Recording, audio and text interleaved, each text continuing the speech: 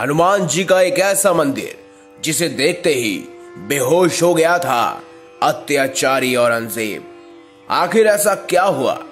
इस मंदिर में क्या खासियत है? इस हनुमान मंदिर की क्या खास विशेषता है? यह आज की इस खास वीडियो में हम आपको बताएंगे।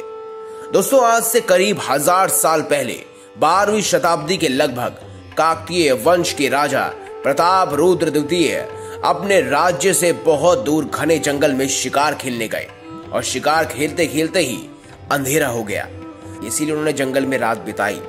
रात में राजा वहीं एक पेड़ के नीचे सो गए। अचानक आधी रात को उनकी नींद खुली और उन्हें सुनाई पड़ा जैसे कोई भगवान श्री राम का नाम जप रहा हो। इस घटना से राजा अत्यंत विस्मित हो गए। उन्होंने उठकर आसपास देखा। थोड़ी देर में उन्होंने ढूंढकर यह पाया कि वहां पर एक हनुमान जी की मूर्ति ध्यान मुद्रा में बैठी हुई है। उस मूर्ति में अवर्णनीय आकर्षण का ध्यान से देखने पर पता चल रहा था कि श्री राम नाम का जप उस मूर्ति की तरफ से ही आ रहा था।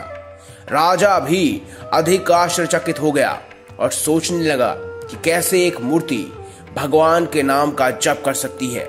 राजा लगातार उस मूर्ति को देखते जा रहा था।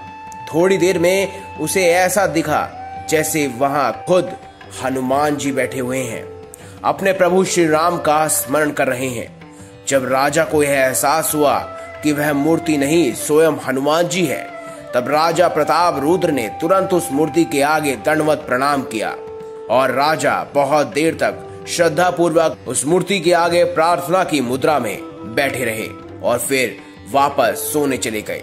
जब राजा को गहरी नींद आई तो उन्होंने सपने में देखा उस स्वप्न में स्वयं हनुमान जी प्रकट हुए और राजा से कहा कि वह यहाँ पर उनका मंदिर बनाए। स्वप्न देखकर राजा की नींद खुल गई। वहां से वह तुरंत अपने राज्य की ओर वापस चल पड़ा। अपने राज्य में पहुंचकर राजा ने एक अपने समस्त मंत्रियों और सलाहकारों और विद्वानों को बुलाकर एक विशेष आपातकालीन सभा बुलाई और उसमें अपने सपने के बारे में सबको बताया। राजा द्वारा बताए हुए स्वप्न से आश्चर्यचकित सभी लोगों ने एक सुर में कहा, हे राजेंद्र, निश्चित रूप से ये आपके लिए बहुत ही शुभ स्वप्न है और इससे आपका कीर्तिवर्धन होगा और आपका राज निरंतर उन्नति करेगा। आपको तुरंत यहाँ एक मंदिर बनाना चाहिए। शुभ मुहूर्त में मंदिर का निर्माण शुरू हुआ, ठीक उसी स्थान पर जहाँ राजा ने श्री हनुमान जी की मूर्ति को भगवान श्री राम का जप करते हुए देखा था और उन्होंने इस मंदिर का नाम दिया ध्यानाजनेय स्वामी मंदिर। धीरे धीरे इस मंदिर की ख्याति चारों तरफ फैल गई और दूर दूर के राज्यों से लोग इस मंदिर के दर्शन करने आने लगे। लगभग 500 वर्ष बाद अबुल मुजफ्फर मोहिउद्दीन मोहम्मद औरंगजेब का ध्यान उस मंदिर पर पड़ा। लालची और क्रूर औरंगजेब के सिर्फ 2 ही मकसद थे।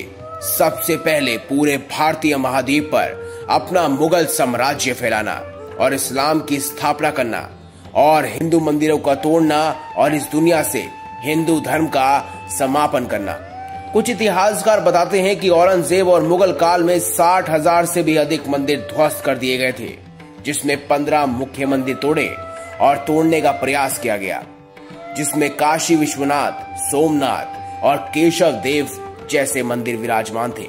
औरंगजेब ने सन 1676 में गोलकुंडा के किले पर अपना कब्जा जमा लिया। किले पर कब्जे के बाद उसने वहां के मंदिरों को ध्वस्त करने का अभियान शुरू किया, जिसमें वो हैदराबाद के बाहरी इलाके में बसे एक हनुमान मंदिर में पहुंचा। ये वही ध्यानाजनेय स्वामी का मंदिर था। उसने अपने सेनापति से इस मंदिर को गिराने का आदेश दिया। इस मंदिर को तोड़ने के लिए सेनापति अपनी सेना को लेकर आगे बढ़ा।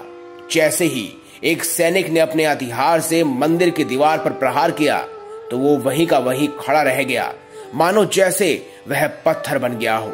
फिर एक के बाद एक सैनिक का ऐसा ही हाल होने लगा। सभी मूर्ति की तरह खड़े रह गए। यह देख सेनापति घबरा गया और बाकी बची सेना को लेकर औरंगजेब के पास पहुंचा। सेनापति ने यह सारी घटना औरंगजेब को बताई और इस मंदिर को ना तोड़ने की सलाह दी। यह बात सुनकर औरंगजेब गुस्से से तिलमिला उठा। औरंगजेब ने सेना की कमान अपने हाथों में लेकर उस मंदिर को तोड़ने के लिए आगे बढ़ा। सभी सैनिक घबराए हुए थे। और वह मंदिर के पास पहुंचे। फिर औरंगजेब ने सभी लोगों को बाहर निकलने की चेतावनी दी और हाथों में हथियार लेकर आगे बढ़ने लगा।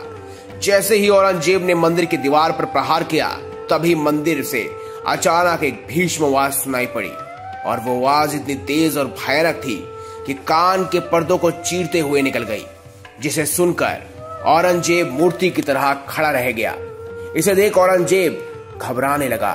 उसे मंदिर के अंदर से एक आवाज सुनाई दी, अगर मंदिर तोड़ना चाहते हो तो कर मन घट। इसका मतलब होता है कि अगर मंदिर तोड़ना चाहते हो तो राजा पहले अपना दिल मजबूत कर लो। पहले से ही डरा हुआ औरंगजेब और घबरा गया और वहीं पर बेहोश हो गया। स्वयं बाहर खड़े पुजारी यह समझ चुके थे कि यह किसी और की आवाज नहीं बल्कि साक्षात हनुमान जी की आवाज है। सभी ने उन्हें दंडवत प्रणाम किया। उधर औरंगजेब बेहोश पड़ा हुआ उठा और अपने सैनिकों को लेकर वहां से रफू चक्कर हो गया।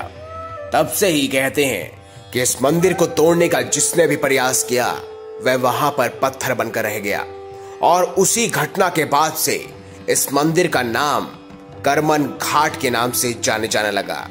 तो दोस्तों, अगर आपको हमारी ये खास जानकारी अच्छी लगी हो तो इस वीडियो को लाइक करें, हमारे चैनल को सब्सक्राइब करें और इसे ज्यादा से ज्यादा शेयर अवश्य करें। धन्यवाद।